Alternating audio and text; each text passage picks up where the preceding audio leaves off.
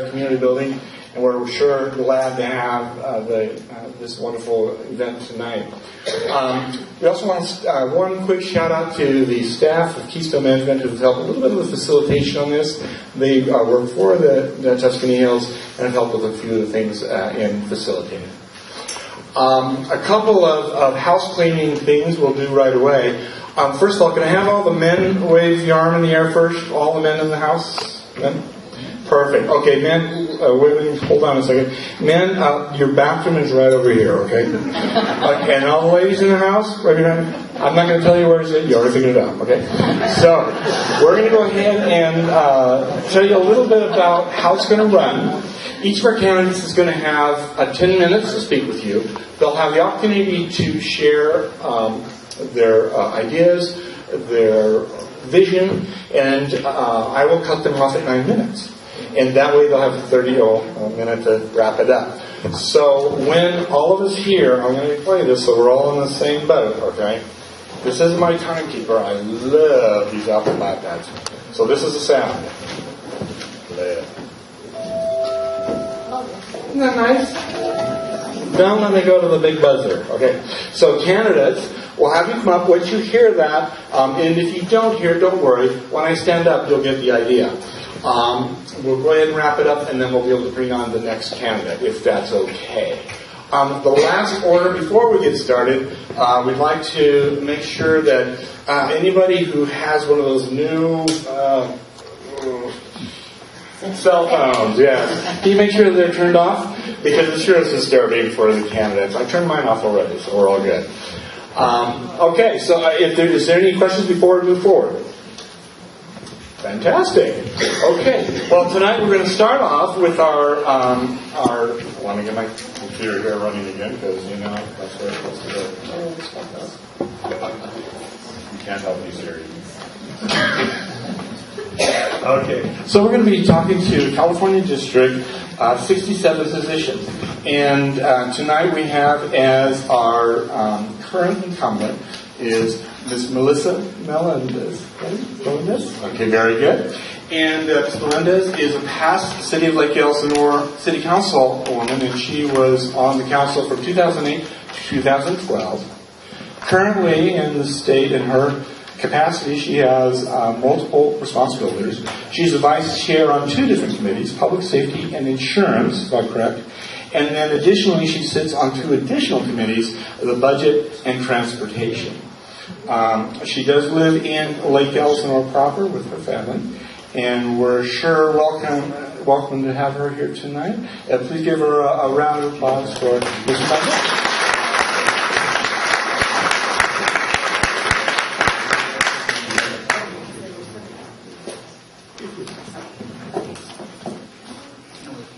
Well, hi everyone. I imagine this is louder right next to me than it is for you in the back. Can you hear me in the back? Yes, okay.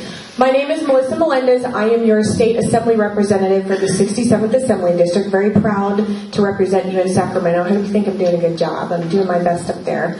You already gave my bio. So what I will tell you is that as a Republican in the state legislature, in a state that has one-party rule, it can be difficult to get some things done. However, it is not impossible to get things done. And I brought a cheat sheet because I have 3 pages of bills that I've been able to get passed and signed by the governor, and a wide variety of things. And most of them come from my constituents, because I think when there's a need for a law or a change in a law, most times it's the people I represent who know best. So we take their ideas and we figure out a way to make it happen, and then we run it through the legislature, and with any luck, we get it through. So I did not bring this sheet for you, but if any of you have ever been to any of my monthly, well actually twice a month now, coffees that I hold, you probably already had a copy of this. But I'm happy to provide this with anyone who wants it. It's also on my website. I'm on the insurance committee. I'm also on the Transportation Committee and Public Safety. I will tell you that probably the most challenging committee that I'm on is Public Safety. We have a lot of issues here in California with respect to crime and punishment. The voters passed Prop 47, The governor got AB 109 signed into law. Both of those things allow people who have committed some sort of crime and were previously incarcerated to be released. So what we've seen is property crime has increased dramatically since the passage of Prop 47 in 2014. We are trying to address that, but again, the way to do that is through the voters. It's not to do it through legislative fiat in the state capitol, which some people are trying to do. But a couple of the things that Prop 47 did that I'm not completely certain that everyone knew of when they were voting for it was if you steal a firearm, that used to be a felony, because who steals firearms other than, bad guys, right? That's now a misdemeanor. If it's under $950 in value, it's a misdemeanor. So you can imagine, there's great motivation now to steal firearms, right? And all you get is a ticket. The second thing that it did was it allowed, if you had a certain amount of drugs in your possession, any type of drugs, it's now a misdemeanor. Well, one of the drugs that's now a misdemeanor to have in your possession is the date rape drug. Now, who carries that around in their pocket? It's not for recreational use. It's something you're going to give to someone else, and you know what happens after that.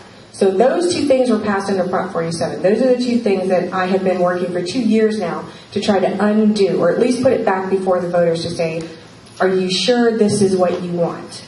This year, the bill to make stealing a gun a felony again is in Assembly Appropriations. With any luck, it'll go over to the Senate side, because everyone agrees that's not a partisan issue. No one wants to be a victim of crime, right? That's not Republican, Independent, Democrat.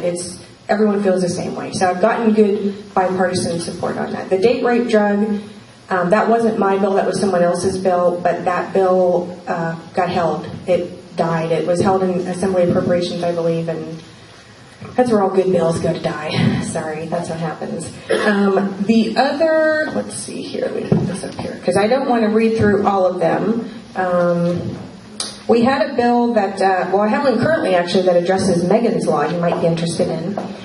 Did you know that, who here has gone to the Megan's Law website? Anyone? Okay, so that's a good, because, when we're moving into a neighborhood, you want to know who your neighbors are, right? You want to know what's going on, especially if you have children. In California, the law isn't consistent across the country. The Megan's Law website, is nationwide, but each state can make its own rules regarding Megan's Law. In California, if you are a family member, if you abused, you raped, molested, whatever, your own family member, your name doesn't go on that website. It goes on there for a little while. I need to clarify, once you've successfully completed probation, which could be a few months, could be a year, of not, getting caught doing something like that again, your name is taken off of that list. So remember that, the numbers vary depending on where you do your research, but at least 70%, I think higher, of victims know the person who abused them, are related to the person who abused them. So when you look at that website, there's a whole bunch of people who aren't on it. And I think we have a right to know that. And so I have a bill going through now to say, no, you cannot keep those names off of the website. And we're doing it in a way that it still protects the victim, because that was the concern, was, protecting the victim, which absolutely we should do. But when you go to that website, it doesn't say who they abused. It just says their name, their picture, where they're currently living, and the crime that they were committed of. And I think we have a right to know that. As a mom, I have 5 kids. I have a daughter, and I think anybody in this room would agree that we have a right to know that, just to protect ourselves. So wish me luck on that one, that goes through. I kind of want to just take questions if anyone has any. We have the Transportation Committee. I will tell you that there's been a lot of talk about the transportation infrastructure in this state that is crumbling and that we need to repair. Unfortunately, your state legislature isn't actually interested in doing that. We have brought proposal after proposal forward to put money into infrastructure, to fix the bridges, to fix the roads, to widen the freeways, all those things. And we just voted on the budget today, the revision of the budget. Not $1 in there goes towards transportation. So all of the, talk you hear from people saying, oh, we need to fix the roads, you ought to ask them, well, what did you vote to put money in the budget? in order to do that, because you can't fix the roads if you don't put the money there. And I think we can do it in a way where we don't have to raise taxes to do it or create a new tax to do it, which is how the governor wants to do it. He has said, we're not touching the roads unless you give me a new tax. So that's a problem. So, yes, sir. What about the VLF, the vehicle license fees? A lot of cities lost a lot of their revenues. They did. 2 in my own districts did. Yeah, I understand that you had a bill going through. I did. On that, did that die? Well, that bill has died a couple of times, actually. It was a senator ran that same bill. I ran the bill twice. We have co-authored each other's bills, and the governor has refused to sign it. It has gotten through both houses, but the governor refuses to sign it. So, I mean, it's a lot of money that they've lost. And money that, you know, when these cities incorporated, they balanced their budget knowing what money was coming in. They were supposed to be getting the VLF fees. No one told them otherwise. And then the state legislature made some changes, and that money was taken away. And now cities are going, well, wait a minute. This is how we're paying for police and fire and other things, and what are we supposed to do? So you might want to write to the governor about that one. I will tell you, though, I made a note here of how much did we get? Well, we added $3.5 billion to the state's rainy day fund, so our savings account, like the rest of us have. So that's a good thing. And I did get $24 million in debt forgiveness for Riverside County. We still couldn't get the VLF funding, but I'll take the $24 million, frankly, because, you know, we get kind of, if you're not LA County or the Bay Area, people tend to push you aside up there. So, yes, sir. I'm living in Los Angeles for the last 7 years. Still, I don't know if I don't have a car, how can I get from Elsinore to Los Angeles? Since you are in transportation, can you advise me how? You could do it, but it's going to take you a while. I mean, you would have to take a bus to the train station, and then it would, you know, you could go get it in Riverside. Although the Paris station now, you know, is opened up, so we have some other options now. But you still would have to take, you know, a bus to get there. We don't have. It's not like, you know, some other cities where. I'm thinking even when I lived in Japan, you know, it's very easy to go by train because the train like stops in every city. We don't have that infrastructure in California. I don't know, frankly, if we could do that, if we could duplicate that in California. But there's my timer. But we are working on getting more of these stations open up so that people have more options, because it is hard if you don't have a car.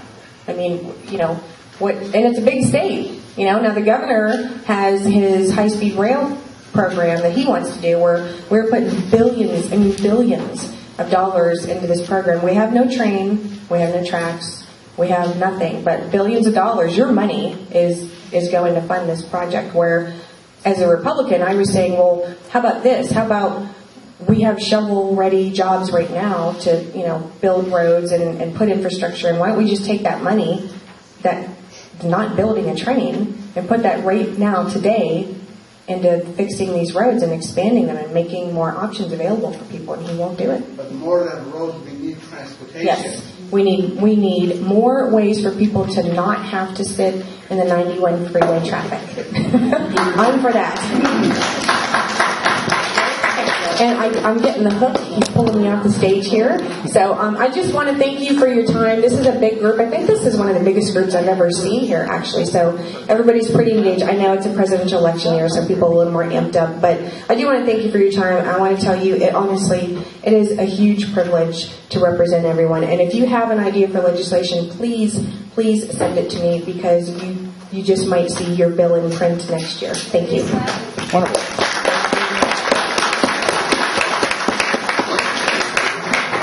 Thanks very much. We're very appreciative of your service for us. And one thing that she didn't mention to you is that she speaks fluent Russian. So, пожалуйста. We'll next have our next candidate, who's going to be the working. That back there, that's good. Working for the Assembly District 67. I'd like to challenge Ms. Melendez. This is Jorge Lopez. And Mr. Lopez has been elected community leader in the church and in school from his youngest days. As a Marine, he evacuated American citizens during the eruptions of Mount Pinatubo, that's in the Philippines, if you might have recalled, and disarmed warlords in Somalia as part of the UN mission to protect the local population. He is the co-founder for a local community service group, and Mr. Lopez lives locally in Lake Elsinore and is with his family. Mr. Lopez. Thank you. Thank you very much, everybody. And thank you for the warm welcome. You took half my speech away, so what he forgot to mention is that I am also a father of two, 21-year-old daughter and a 2-year-old foster daughter. And if anybody's interested, I'll have pictures back there for you. So let me skip all that. I am also bilingual in Spanish, so forgive me if my accent starts to show up. I've been canvassing, I've been phone banking, and I've been community organizing lately, so my Spanish has been put to use a lot more often. Now, so that pretty much covers my whole life. I do have 2 bachelor's degrees, one in computer information science and one in film, television, and new media.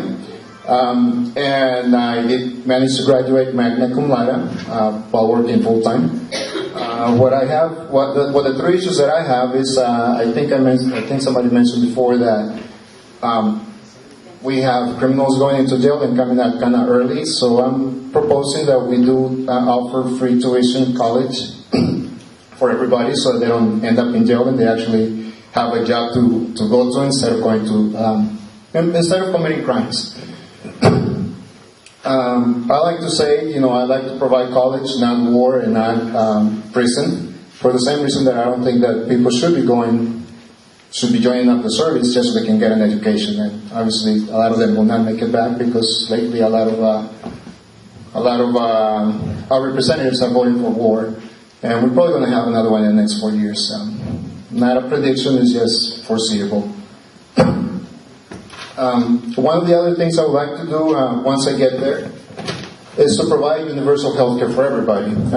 We already have a very extensive and really good healthcare system here in California, so if it doesn't pass for the whole U.S., then of course California should be at the forefront of that.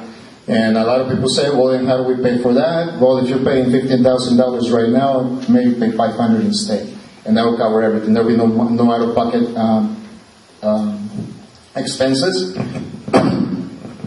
And it's also good for businesses because businesses don't have to provide it for their employees. If you don't have to provide for your employees, then your employees are more likely to stay with you longer. They'll stay with you, and you don't have to pay for new members to be retrained. Also, of course, if you have universal health care, then you can also just pick up and leave anytime you want. You can look for your own job, your dream job. You can have essentially you can become an entrepreneur and start your own business. Being a veteran, of course, I'm all for veteran services, and thanks to the universal health care system, I say to the veterans, we'll give you everything you want, because universal health care should cover most of your medical expenses. Anything else you may need, let us know. We'll try and provide it for you. Obviously, that's more of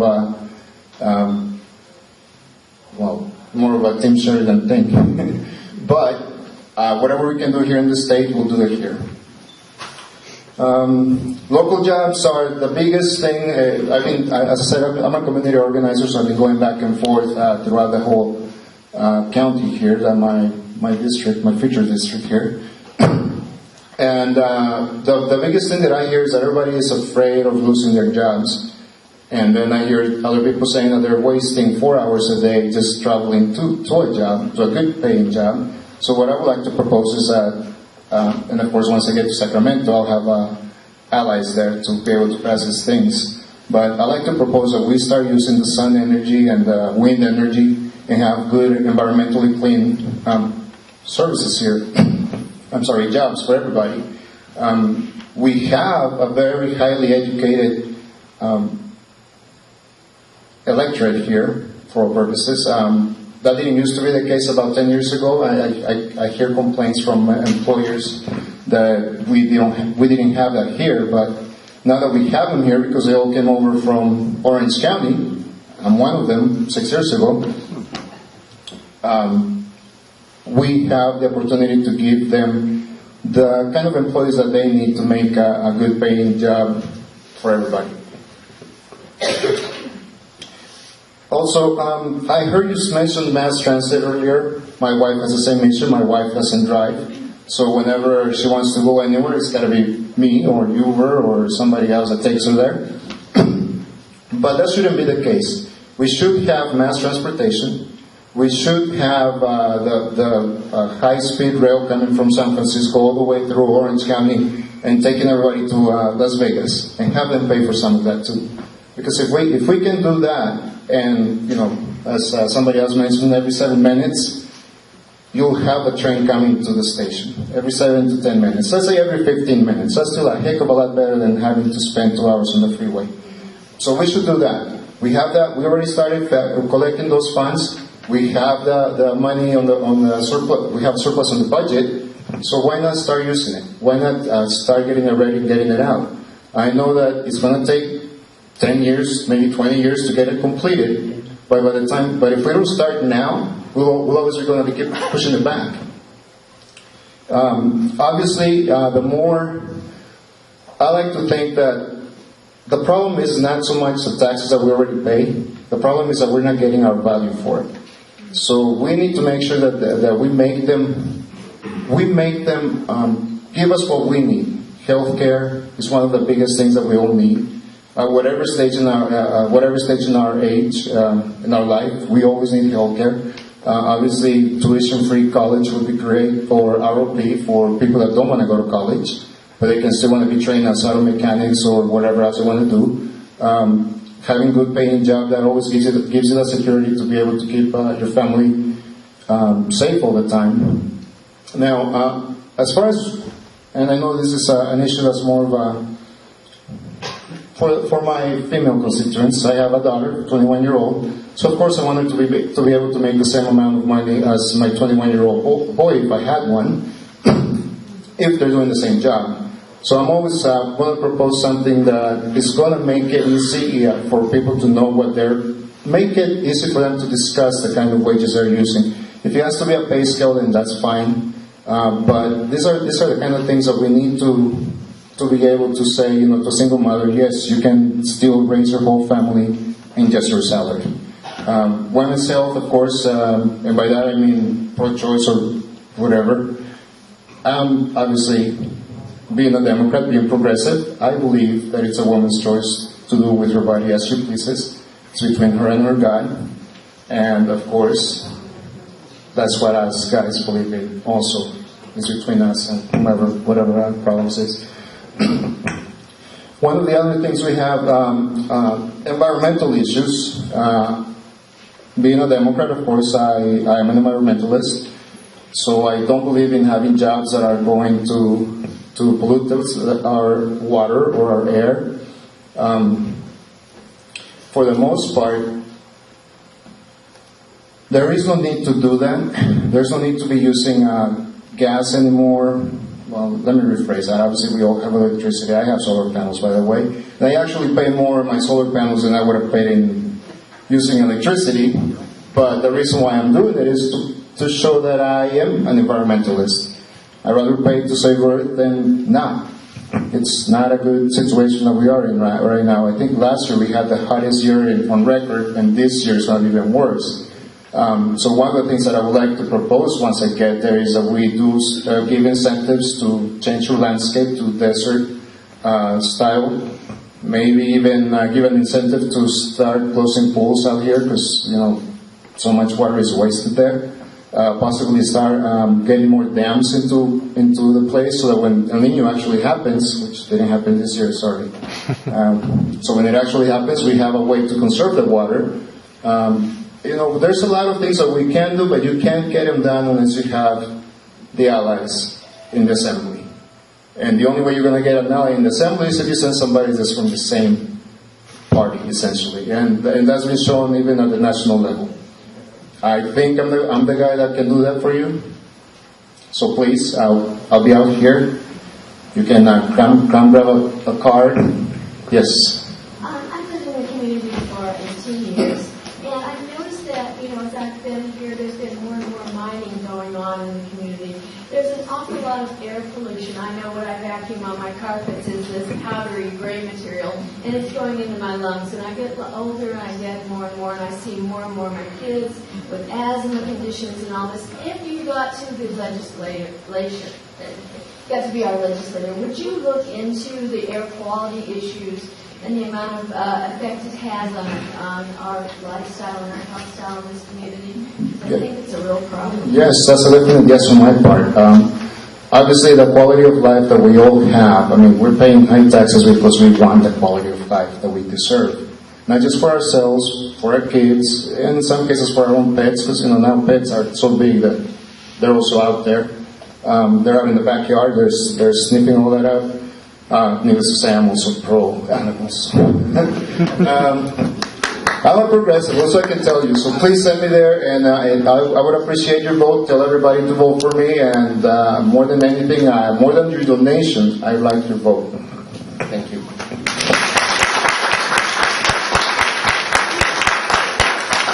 Thank you very much. Thank you very much, Mr. Lopez. We have some more seating down here in the extra gallery. You guys found it, right? Yep. Okay. If anybody would like to seat, we do have some more seats down below here. We're going to move on. How's it going so far? Is everybody comfortable? Good. Yes. Yeah. Is it cool? Too hot? Where are we at? Very comfortable. A little warm up front? That's because it's me. Oh, sorry. Okay. If you get uncomfortable, please let us know. We can adjust the doors if we need to. So close it up. We're going to move on now to our Riverside County Supervisor District 1. And for those that are District 1, you know that that's Riverside, like Elsinore, Wildemar, Canyon Lakes. So all of us folks that are on many of the unincorporated areas. So our candidates tonight, our first candidate will be our incumbent, who's Mr. Kevin Jeffries. He's been in the boards for quite a while, different aspects of the community. It's been including the Parks and Recreation Boards, Elsinore Valley Municipal Water Board District, the Municipal Water District Board. I think I got them confused there, didn't I? It's different, though, entities. He served in the State Assembly for Western Riverside County, and in 2012 he was elected to his current position as our county supervisor. And Mr. Jeffries does live in Lake Elsinore in the unincorporated area. Mr. Jeffries, please give him a hand.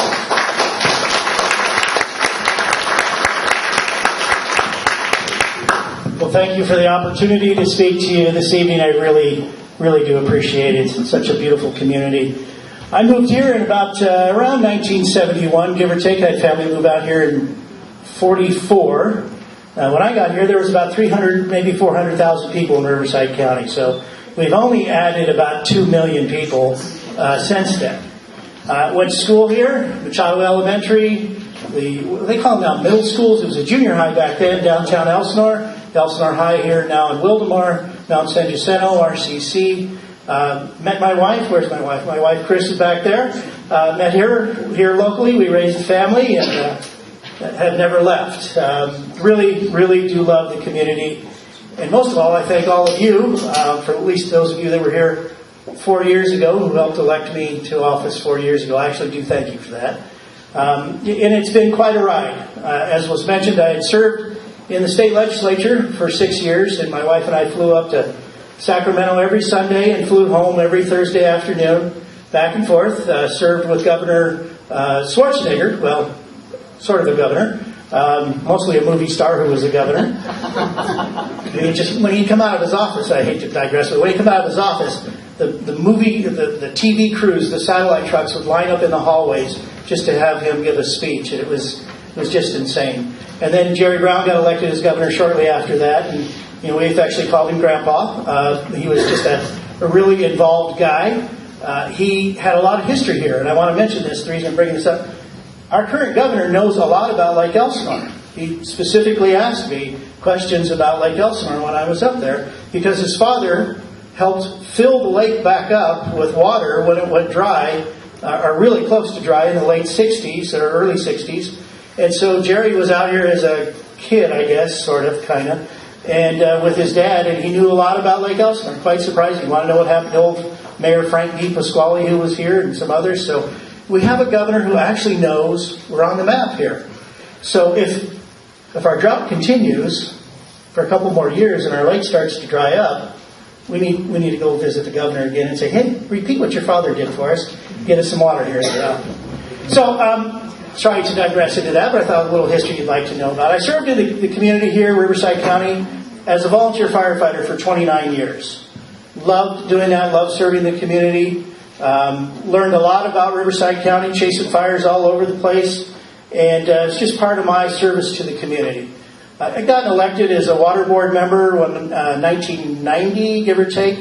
And then 1998 got elected to the Western Municipal Water District. And really have followed water issues ever since. So when I got to the state legislature, I made a point to make sure I was not on any water committees. I'd had enough. I wanted to learn more. So I was vice chair of the Transportation Committee. And we fought to get the funding, which is now causing us really big nightmares, but in the long run it's going to be good. We got the funding for the Highway 91-15 improvements. That was quite a battle. So we got some things done when we were out there. It was a little tough, but we got some things done. And then 2012 rolls along and ran for the Board of Supervisors. Had no idea if I was going to be the 20-year incumbent or not. And thanks to most of you in this room that I know, you supported me, and so we've been there. Now we're in some pretty tough times. The economy is doing good. The economy is doing really good. Unemployment keeps dropping. Revenues are coming up. But we have a really severe budget problem. And that's going to haunt us for quite a few more years at the county level. Government is having problems living within its means. And it's happening at all levels of government, but it's hurting the county today. The Board of Supervisors back in 2010, 11, 12, they were grappling with, coming out of the Great Recession and the challenges that they faced. And so they negotiated with all the public employee unions to have the employees pick up more of their pension going forward. Well, what they did in return was they gave the employees step raises over time. And those raises are now kind of coming home to roost. So our cities that contract to us for sheriff and contract us for fire, mostly with the sheriff, are starting to see some significant cost increases for their contracts. And that's hurting us today. And it's going to continue to hurt us for a while. They're really having a tough time affording that. The county is having a tough time affording that. But even with that, we were able to increase sheriff staffing about 25% in the last 2.5 years. It's a small step, but it's an important step. Because as you may have heard earlier, talking about realignment and our new problems with our jails, state prisons, and low-level offenders being out on the streets, our county jails are full. We didn't build jails for many, many years. Many, many years. So now we have the sheriffs, police officers, booking people, taking them into the jails. One person goes in, one person comes out. The jails are at capacity. San Bernardino, which has about the same population we do, has probably, don't hold me to this, but about 1,000 more beds than we do. Maybe even 2,000 more beds than we do.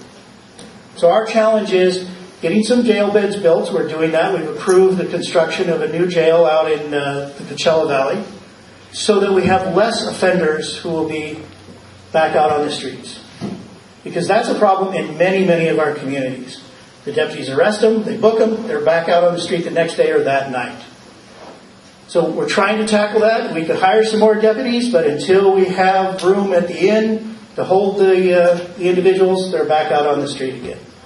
So we're working with Sheriff Sniff to make sure the jails get built as fast as we can. We're working with probation to deal with the alternative sentencing. We're working with DPSS, our mental health department, all those folks, to make sure those who are drug abusers get assistance instead of putting in the most expensive housing you can put them in, and that's jails. We're trying to do some common sense reforms. That's probably our biggest challenge, budget, funding all those programs. I think our longest term challenge for all of us is the growth that's coming to Riverside County. The growth that's already happened. We don't need to ever look like, feel like, taste like, smell like Los Angeles, which is wall-to-wall housing, wall-to-wall concrete, wall-to-wall roofs. We don't need that here. My father lived out in the Los Angeles area out by Hollywood. I could only go visit him on Sundays because I didn't want to fight the traffic the rest of the week. I mean, really, it was just that bad. You spend two and a half hours trying to get there and back. We don't need that in Riverside County. Many of you may not know this. We are now the 4th largest county in the state of California. 4th largest. We're now the 10th largest in the nation. Imagine that. Riverside County is now the 10th largest county in the nation. We're supposed to double our population over the next 20 years or so. Where are we going to put everybody? And more importantly, how are they going to drive to work? I mean, you know the freeways today and what it's like trying to get around town. Imagine another 2 million people in Riverside County and being on the roads. So we have to be very smart about our growth. I think the biggest mistake we made was not focusing on job creation in Riverside County. We're spending billions of dollars to build concrete freeways to export. Not export goods, but to export workers out of this county every morning and bring them back every afternoon. Imagine if we had focused the majority of our efforts on enticing businesses to locate here and create jobs here and expand here, so that our 800,000 or 900,000 people who leave the county every day, if half of them could just work here. What a difference that would make for families, young families, people who spend hours on the freeway. So we've had some opportunities. I think we missed them. I think we're obligated. I think it's our duty as the 5 of us on the Board of Supervisors to find a new direction to try and get those businesses here. One of my biggest frustrations as a new supervisor is our Transportation Land Management Agency, people who come in to pull a permit. We've had small grocery stores outside of city boundaries, unincorporated areas, small grocery stores who just wanted to do gingerbread improvements, improve the parking lot, change the face of their building a little bit. Just minor, what we consider minor stuff in the big picture of new building.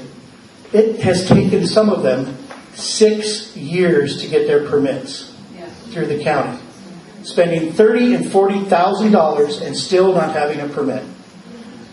Unacceptable on any level. So, ladies and gentlemen, I just want to thank you all again for supporting me. I am working day and night on this. My wife, she and I own a couple of small companies here in Riverside County. I claim that I'm a partner, but she's the one who's doing all the work 6 days a week. Her and our son. So I'm dedicated to helping all of you. I'm dedicated to making this county a better place to live. And I would truly, honestly appreciate your support this June 7th. So thank you very much. I'll be here if you want to come ask me some questions. I'll be right over here. Exactly. Thank you, Mr. Jeffries. Just as a heads up, after we're done with the presentations by the candidates, we'll be having an open forum where you'll be able to visit with them, rub elbows or shoulders, whichever you'd like, and get your questions very personalized with them. They each have tables set up in the lower foyer. Sorry, I don't mean to block you guys down there. And so you'll be able to mingle with them and get a good opportunity to visit some more with them. Okay? Very good. You have to answer questions in front of everyone, though it's not fair. Allow them to be... Yes, the forum is so that each candidate has 10 minutes, and they may use it to give us their conversation, or else they can actually engage the audience to ask a question. And so if they use it, that's how they use it. I only give them 9 minutes and then 1 minute, as you've heard. So sorry about that, but we'll go ahead and continue on at this point. Our next candidate, who's also running for the Supervisor, District 1, is Mrs.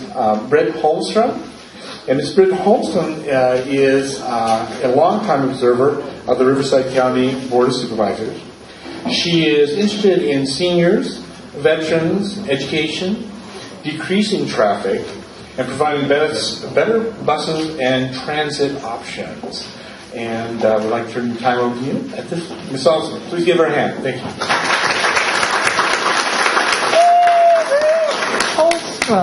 What am I not interested in? Those of you who know me ask that question all the time. Okay. It's not that I've agreed with the prior speakers. Ma'am, it's hard to hear. Right. Hello. Okay, my voice is not one of my positive features. You've noticed that. All right. I am not going to retread on the turfs that the prior speakers have described to you where we need to go. Because some of the elected officers cannot get through their particular votes and their programs, has a lot to do with you and me. Yes. Change hardly ever comes from the top down. It does so in totalitarian communities, but we are not one, and we don't want to be that. If we want to change our lifestyle, our crime situation, our housing, our transportation, and any of that, even how we use water and utilities, it starts with you and me. Yes. We've had laws, we've had good suggestions, but we have not followed through. Let's take transportation.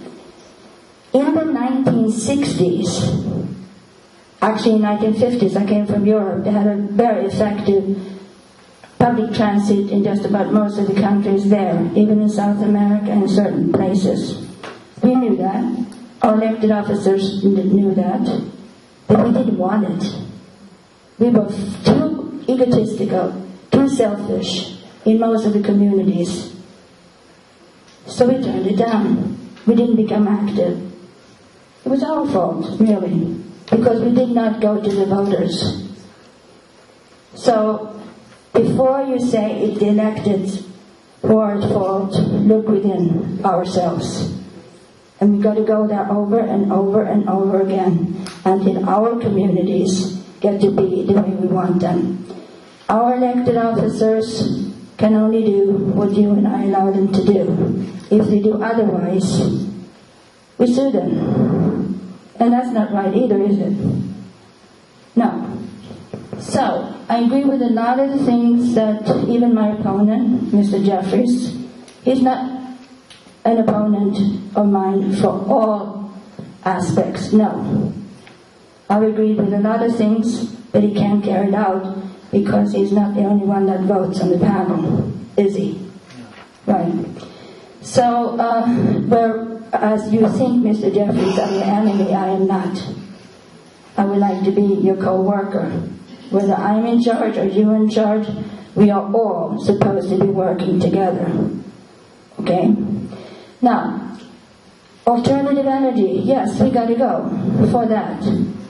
We're not using many types at all. Where is the methane? Riverside started, they want to do something. The dairies have effectively in private been able to use it. My hat is off for them. It's hard for somebody in the backyard to use methane. I wouldn't recommend that. But why not support them? We need all different kinds of energies, as long as we don't use things that can explode, okay? Then I don't want you next to me, okay? Now, also, going back to transportation. When you and I agree, within our families, within ourselves, with our neighborhood, that we are going to use public transportation, then that starts the ball rolling. We haven't made that decision yet. We put that on somebody else, but not ourselves. So why don't we agree today, right now, that we are part of the solution? We. Without us, it's not going to happen. Now, we have been sliding backwards ever since our country, the feds that is, in their imagination, started illegal wars. When you go down to the Board of Supervisors, they hardly ever mention that that's the cause of most of our budget demise. They excuse it with all kinds of other things, and it's a political kind of thing. These were illegal wars. Our soldiers did not make the proper choice. In Vietnam, a lot of the soldiers said, no, I am not going to join this. The Nuremberg trials said, before soldiers, men and women, you go into a war, you study it, and your country should actually make some time for you to do that, and you choose. if you choose not to go active with an international war or war, yes, you may have to do other things. And what's wrong with working at home? We put that on the shelf, didn't we? Roosevelt had the CCC, didn't he? We should have had that. When Kennedy stood in front of us before we killed him, he said, let's have Peace Corps. Let's have a domestic vista program. What happened to them? Our soldiers who didn't want to go to war could have been really steadying our country at home, building up our country at home. They still can do that. And I expect them to do that. Housing. Why do we have to spend more money out of our county coffers and city coffers to build homes for the vets? I love the vets' efforts. And we are very lucky to have some of them to come back. In past years, they wouldn't have been alive now, right? They would have died on the battlefield. But medicine has come to advance because of the modern times. So we got more people back alive than in any other war. They're not whole. A lot of them are damaged, and guess what? Because they're damaged, I'll be the first one to say, we broke them, you lied to them, you forced them to go into war. We owe them repairs now. Our veterans medical system, our private medical system, have to do everything that we can do to make them as whole as we can.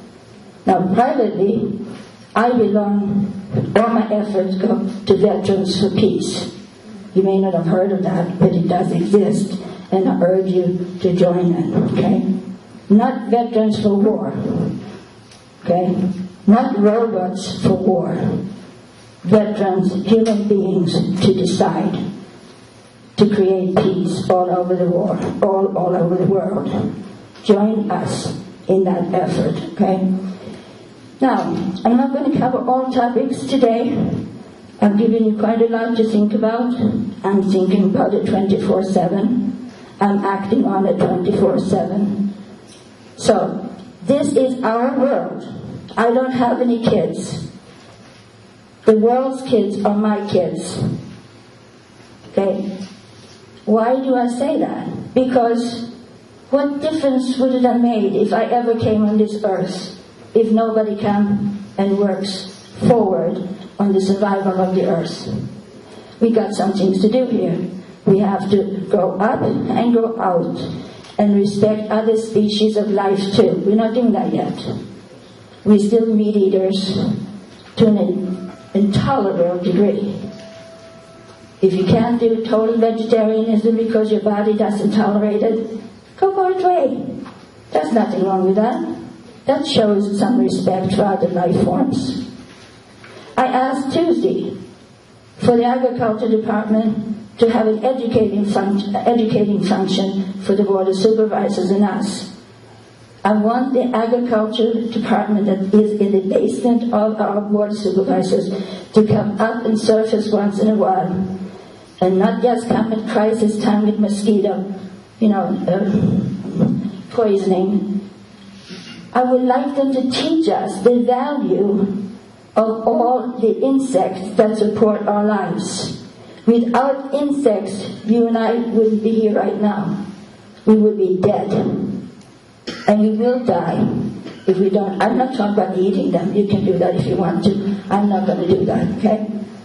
But we need to learn about life. And we're still not doing that. Oh yes, you say, I'm going to go to school and I'm going to get that degree. I have degrees up to here.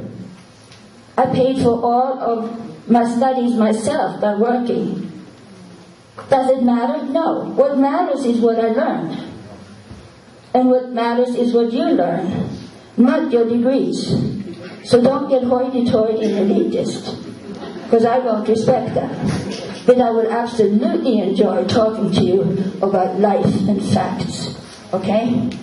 That I will meet you in any place, at any time, and do. All right? So, lifelong education, better housing. I would like the veterans who are coming back to help building the housing for themselves. and those who cannot do it. And I think the Habitat for Humanity, which former president and his wife started, would be a good place to begin. And why don't they just teach us to do that, so we can build houses that are inexpensive and livable in our neighborhoods? If you want to hear more about what I stand for, go for it. I've got my email, I've got my website, go for it. I would always be willing to discuss something that is going to save our world. I think there's only one of them, and we are given it. So let's treasure it. Thank you. Thank you very much, Councilman. We have one more candidate for our district supervisor position, and that would be Mrs. Debbie Walsh. And Mrs. Walsh is, she's not been or held office, not ran for office publicly.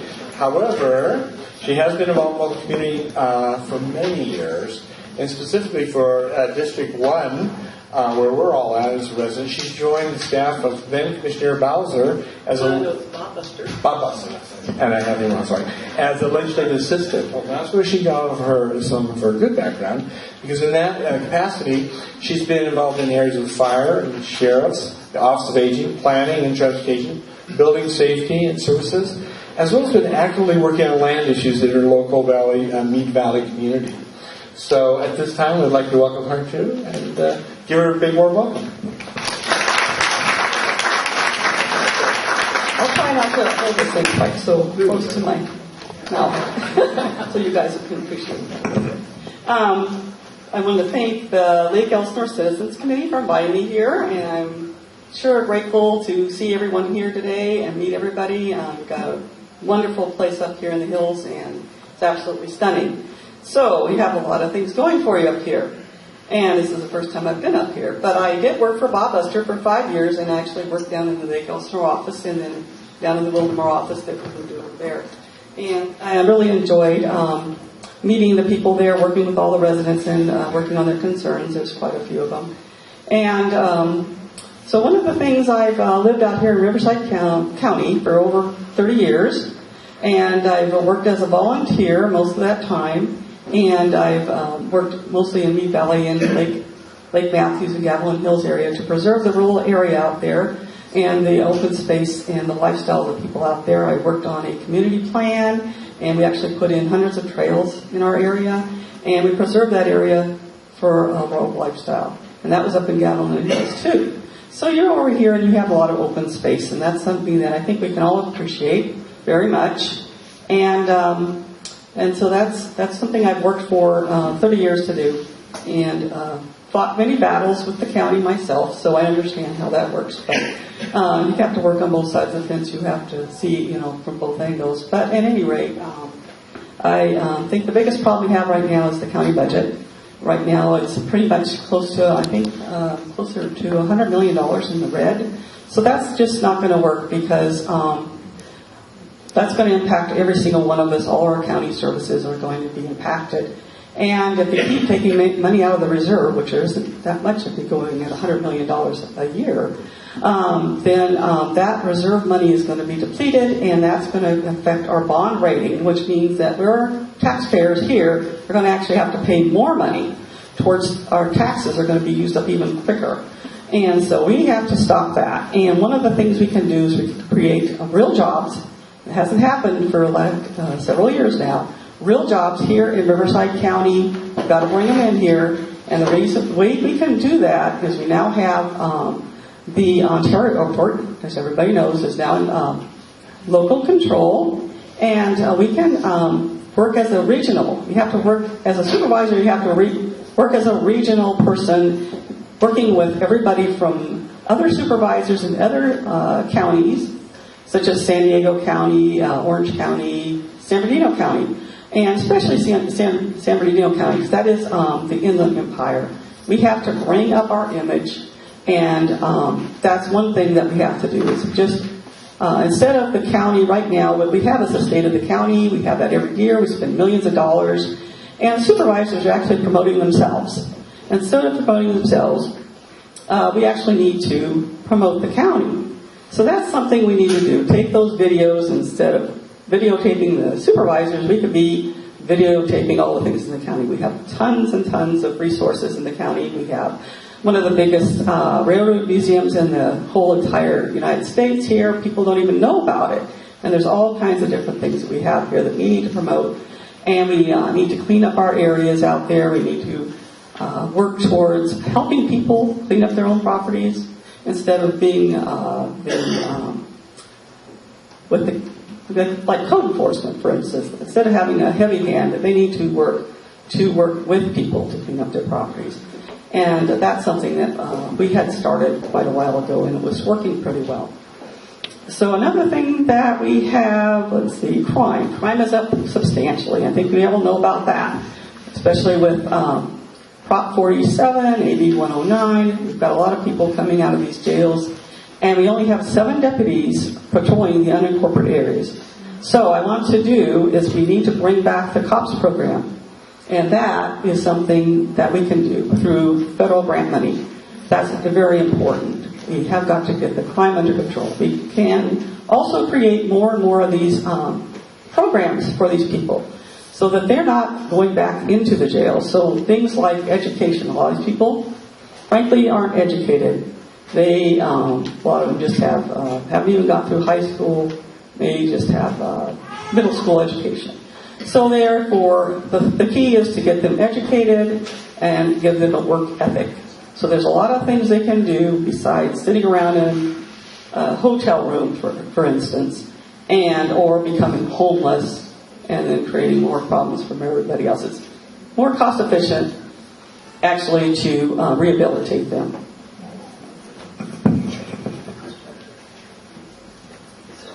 Just a second.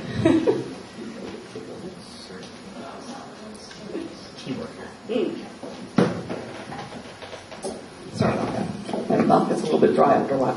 Anyway, so another thing we need to do is reopen the Canyon Lake Fire Station. I know you guys here only have one entrance and one exit out of here. So it's very important to have a fire service. And you have a fire station down off of Railroad Canyon Road, but all these fire stations are mutual aid fire stations. So if one fire truck is going over to Canyon Lake, then they're not going to be able to come over here. So one of the things we can do is reinstate the 2012 contract that was put together by Bob Buster and Barry Talbot.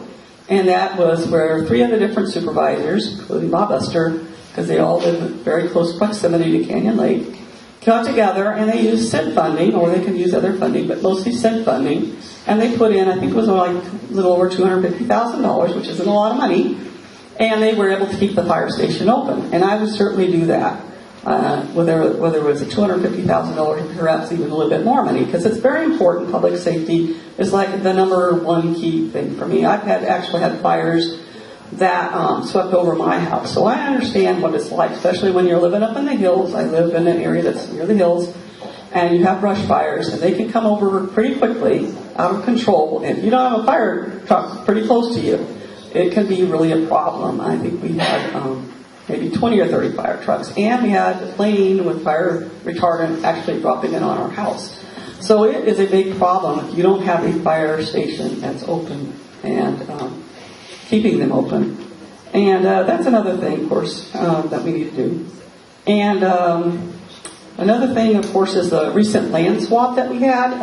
That was taking land out of the open space and out of the multi-species habitat plan, and that, I feel, would jeopardize the entire plan, because once you start doing that, you're setting a precedence for future land use. Well, how does that impact us? Well, quite a few years back, we had the kangaroo rat. I think everybody remembers the kangaroo rat. You couldn't build on your own property because that was an endangered species, and there's quite a few different ones. So everybody was stuck. If they had any kind of endangered animals on their property, they pretty much couldn't do anything. So the county created what they call the Riverside County Integrated Plan, and they included the general plan in with the integrated plan, which means the multi-species plan. And they set aside, they had it so you could set aside so much land. If you had a project, you could set so much land set aside for the endangered animals. They would be able to survive, and yet quite a few people could actually build on their property. So that whole plan could be jeopardized if we start taking land out of that habitat area and giving it to developers to build houses on, which is really wrong. Another thing, of course, is solar. We have I know you guys don't have it as much up here, but we have a lot of warehouses up there in the northern part of Riverside, the 1st District. And those warehouses are becoming a real problem. We have way too many of them. They're impacting our roads and are causing quite a few, basically gridlock on the roads. And those trucks are pretty soon, they're not even going to be able to get on the freeway. So they're going to be starting to go down our local roads, which is going to impact everybody. And I know it's even impacting the people here, because once a freeway gets impacted somewhere else, pretty soon it all moves downhill, as you say. So anyway, we need to deal with that. So those warehouses, we need to quit building warehouses. They're not producing any real jobs. They're producing just basically temporary jobs, seasonal jobs, and then these people are basically in a cycle of poverty.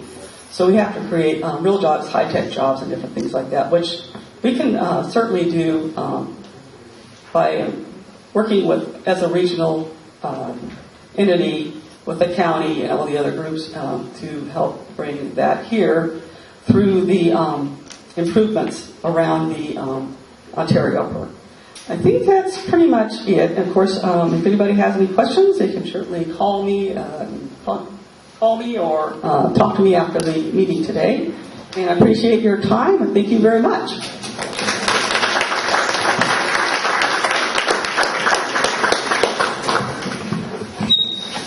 All right. Thank you very much, Ms. Walsh. Now we're going to move into our next group of candidates for the U.S. House of Representatives. And that is our Congressional District number 42. Currently, the incumbent is Mr. Ken Calvert. He has been in place Mr. Calvert is not here unless he snuck in. I don't see him here. So Mr. Calvert, I won't speak on his behalf only so you'll know who he is or who he was. Mr. Calvert is a lifelong resident of Riverside County. He was the first elected to the U.S. House of Representatives in 1992. And during this period, is famously known when the Republican contract with America was rolled out. I don't have any more information for him that I can disclose at this point, so we'll move on to other candidates. Our first candidate up tonight will be Mr. Ken Sheridan. He is a challenger and he is a Democrat. Mr. Sheridan has been involved socially and professionally as an arbitrator, commencing with the National Treasury Employees Union in 1996. With an advanced legal degree and master's degree, he has served before the FLRA and as a lead counselor of the FDCI Division of Consumer Protection. Currently, Mr. Sheridan is the Executive Board Representative for the Democratic State Central Committee. And in 2014, he was a candidate for this same position for District 42, and he does now live in Lake Elsinore. So we'd like to welcome him. Thank you very much. Thank you. Some of the things in the bio just aren't correct. I'm not an arbitrator. I'm actually an attorney, and I do arbitration cases on behalf of members that we represent.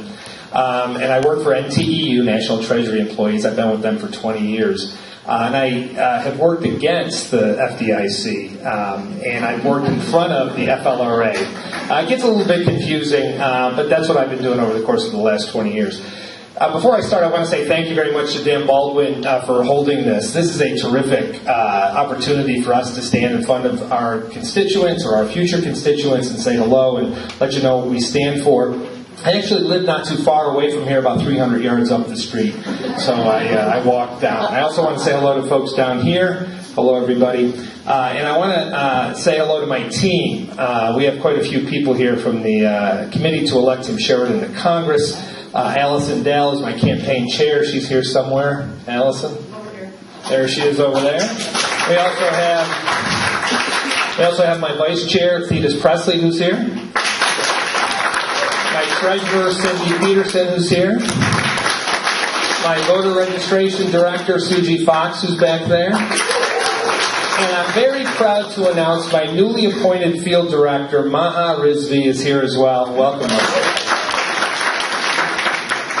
We have an office as well. We have a campaign office. It's located at the outlets at Lake Elsinore. It's in space number 149. We invite you all to come on out. We've got a lot of information over there. We're going to have that campaign office going through November and possibly afterwards. So feel free to come on out to that. Love to see you there. One of the things that I have pledged when I get elected to Congress is to be very active in the community. Dee mentioned that Mr. Calvert's not here. That's not unusual. This is the third time that we've had an event here. Mr. Calvert has not come. The first time he sent a video, but he hasn't sent a video since then. But one of the things that I have pledged is I'm going to be actively involved in the community as much as possible. Here's my pledge to you. When I need to be in D.C. for work, I'm going to be there. When I am not in D.C., I'm going to be in the district. We're going to have two offices. We're going to have one in Corona and one either here in Lake Elsinore or down in Murrieta. There is a concept called a congressional junket. Have you heard that term before? A congressional junket is when members of Congress take trips overseas and they go to other countries' capitals. They spend a day or two there and then they take a couple of days on vacation. That's paid for by taxpayers or by private corporations. I pledge in my first term that I will not take any congressional junket ever. So I'll either be in Washington or I'll be here in the district. There is one caveat to that, though, and some of you may have heard this before. I did promise my wife I'd take 2 weeks vacation, and so my wife and I will be taking 2 weeks vacation when I get elected to Congress. That will not be taxpayer paid. Okay. Now I want to talk a few minutes some of the issues that I think are important that are facing the American people. The first one, when I get to Congress, I'm going to focus on is Social Security.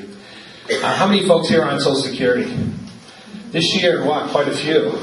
This year you did not get a COLA increase, cost of living increase. And the reason that you didn't get a COLA increase is because currently the government uses a consumer price index called CPIW to make a determination as to whether or not you're entitled to a COLA increase. The CPIW is based on urban wage earners. And because it's based on urban wage earners, it is not something that highlights or follows what folks who are on Social Security, generally the expenses that they have. There's another CPI that's out there called CPI-E, and it stands for CPI Elderly. That particular CPI more closely tracks what older folks who are on Social Security, the costs that they face.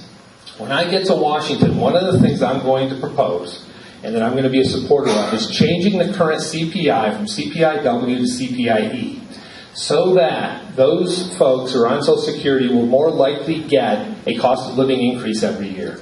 I think that's something that's very important. There's too many people in this country who are on Social Security, and that's their only source of income. And yet every year their costs go up, and when they don't get a cost of living increase, that's a problem for them. My mom is on Social Security. She lives in Florida. And I can tell you, every year that goes by and she doesn't get an increase, I hear about it. So that's something I'm going to work on when I get to Congress. Another issue that I think is very important, you hear a lot about politicians talking about privatizing Social Security. Let me make this very clear. I absolutely, positively oppose privatization of Social Security. It's an issue going nowhere. Okay?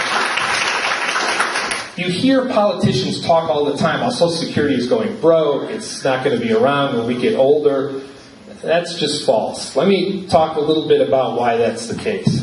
Social Security is based on the fact that current workers pay current beneficiaries their benefits that they receive every month.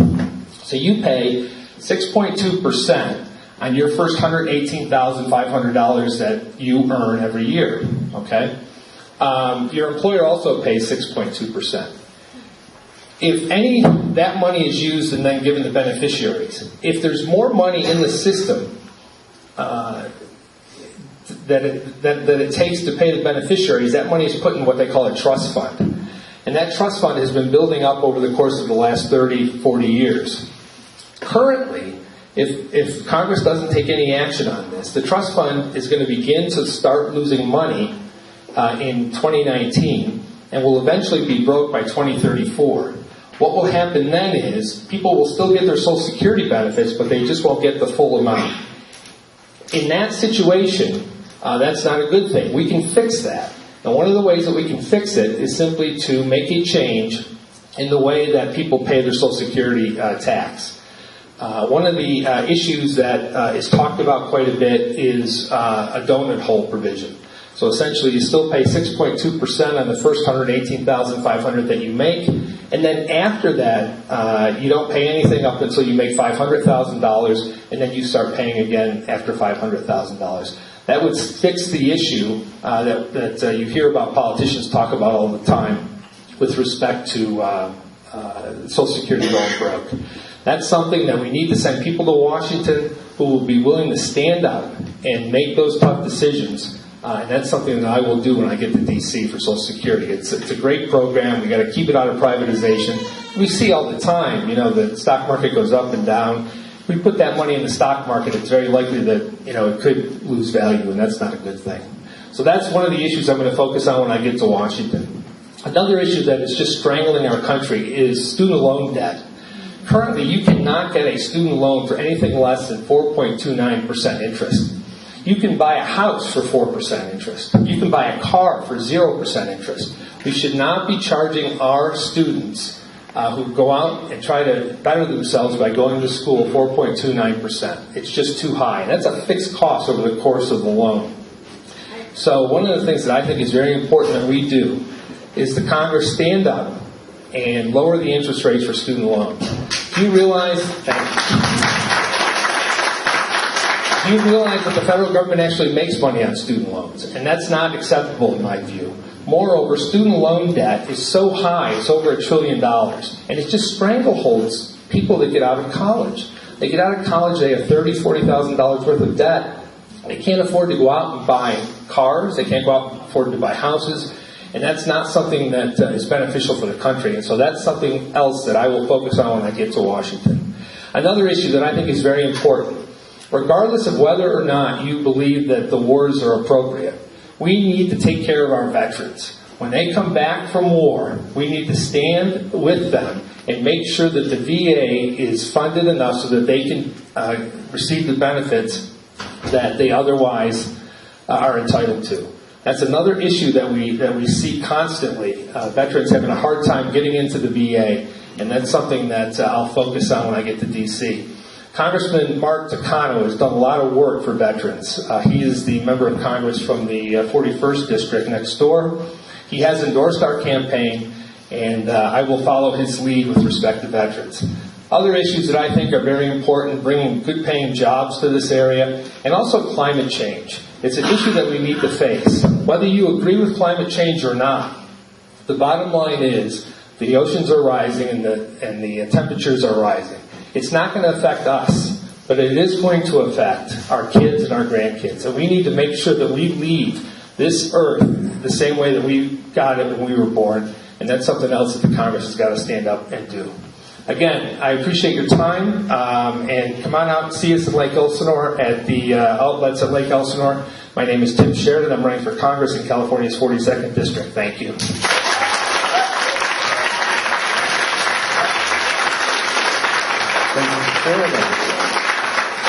We have a couple bits of housekeeping. Omar, are you around?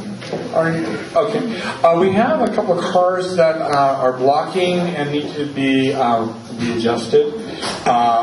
We're not going to look if you stand up, so everybody close your eyes. Okay. If there's a black Ford Escape, it's a 7HMT720 if you happen to know your license number. And then there's a green Toyota Camry LE model, and it's a 5GM H612. If you see Omar, he's right at the door. He can help you find a different parking spot that is blocking some areas for our fire turnaround zone in case for fire trucks. Okay? We'll let you just speak to him. Omar, can you wave your arm back there so we can see that? Very good. Okay. All right, folks, we have our last candidate for tonight is going to be Miss Kerri Condley. There you are. And Ms. Condley, she's got a little bit of history, the good stuff. She started a community newspaper and served on the annual Oregon Women's Business Conference Committee. She's been a Special Olympics gymnast judge and volunteer for many organizations' community food things. She is a member of the National Women's Political Caucus, the Riverside County Mental Health Board, Housing Committee, the National Association for Female Executives, Riverside Women's Club, and the League of United Latin American Citizens. Did I get that right? Oh, very good. Don't tell Tim. Okay. And we'd like to welcome her to visit with us tonight, and please give your hands up for Ms. Condley. Good evening, everyone. Thank you so much for being here. This is a great turnout, and it says a lot about you that you've taken time out on your Thursday night to come listen to us.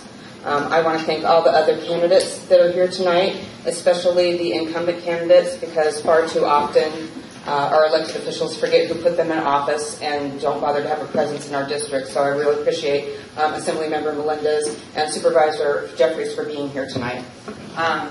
Two of the most important people in my life are in this room. My husband is there taking film. My husband, Tim, he is a Vietnam veteran who proudly served our country. And we've been a team for 29 years. We'll celebrate our 24th wedding anniversary in July. And our beautiful and talented daughter, Olivia, is here. Olivia, stand up. She's my pride and joy. She is the light of my life. She has been an honor student throughout middle and high school, and she was a competitive gymnast, and when she injured herself, she put down the grips and picked up a guitar, and she's been singing and writing her own songs ever since, and she'll be performing at the Orange County Fair in July. So we're really excited about that.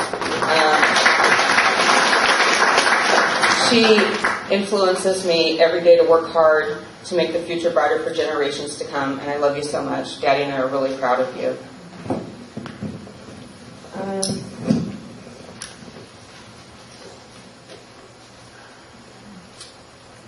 Let's see, where are we?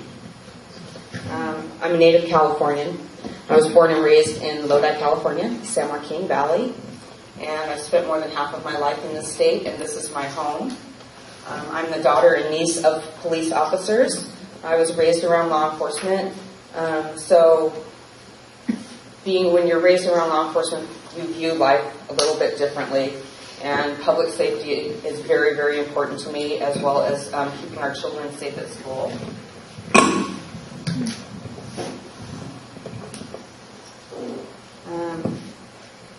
I'm a former small business owner.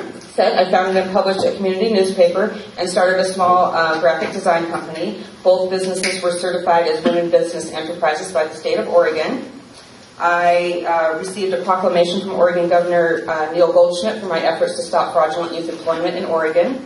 And I have organized and participated in many charitable events and conferences. And like I said, I've been a gymnastics judge for the Special Olympics on 2 occasions. And that's just a really great organization. If you get a chance to throw them a few dollars, they really could use it.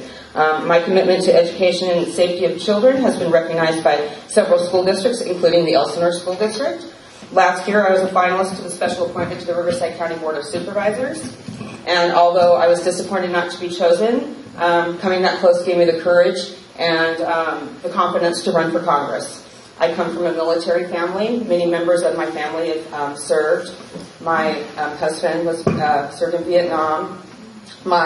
His father, my father-in-law Albert, was awarded the Silver Star for his bravery in the Battle of the Bulge in World War II. My father served during the Korean War. 3 of my cousins were in the Army. 1 was wounded in Vietnam. And my Uncle George was a sailor in the Navy. He was my favorite uncle. He was just a really wonderful man.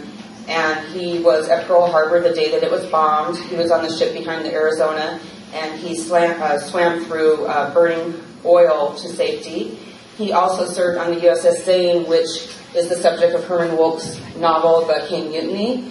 And the Zane was a mine destroyer, but the captain retreated, and so the only thing that was destroyed was the morale of the men.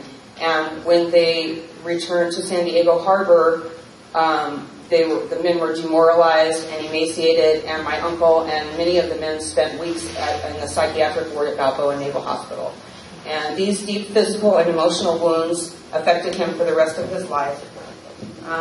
One of 5 brothers to serve in the armed forces, the family always considered Uncle George our hero.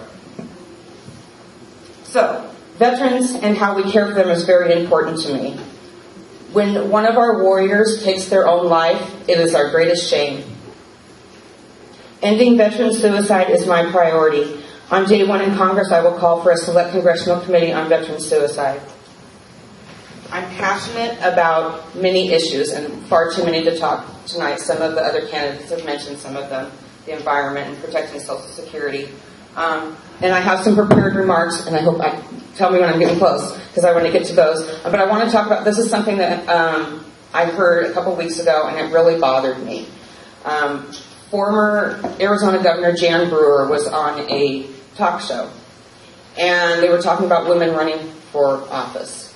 And I quote her as saying, "This woman thing has gotten way out of control." Really? Really. So I couldn't disagree more. What I think is this lack of political parity in 2016 is way out of control. 8 or 9 districts, congressional districts surrounding and including the 42nd, you're looking at the only woman running in all of those districts.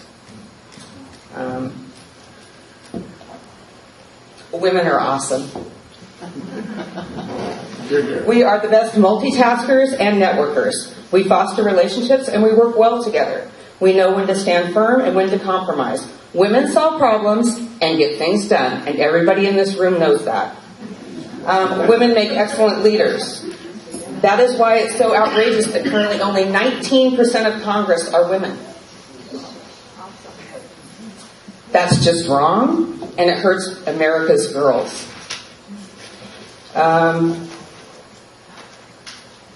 Women may never have true equality in this country.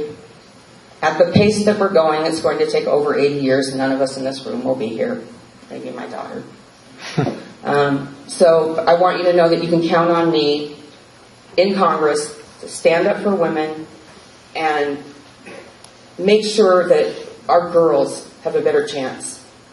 And that's what I'm committed to standing up for women. If you hear remarks such as, it's not sexist to be dominant, it's nature, or hormones are responsible for sexual assaults in the military, this girl's standing up for that kind of stuff, because that's nonsense.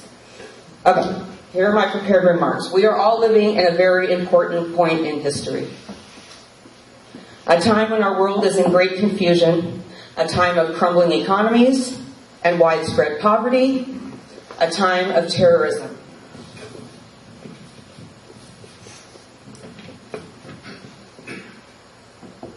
It is my opinion that future generations will look back on this time and scratch their heads, not because they will see that we didn't know the solutions to these problems, but rather why we were so helpless to fix them.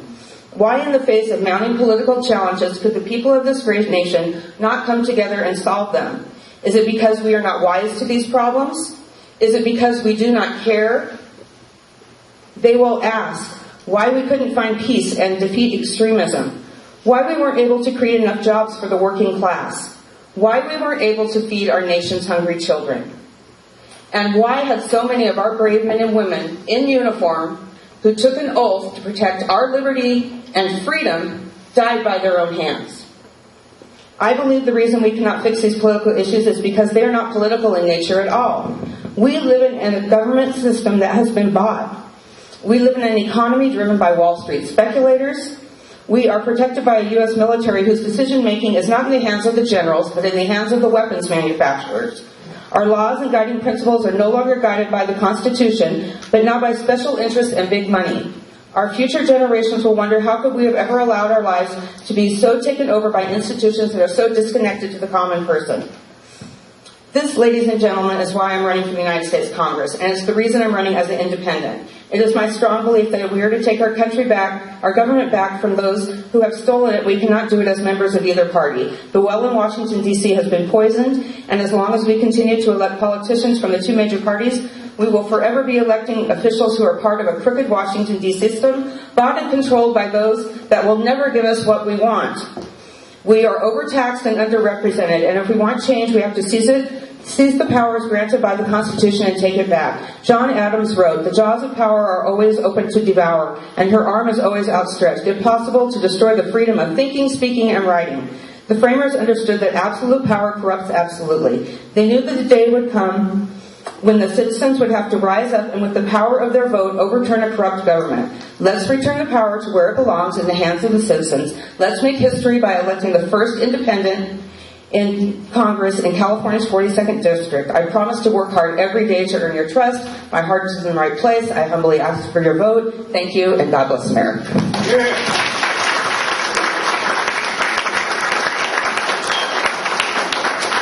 Well, what do you think? Yeah.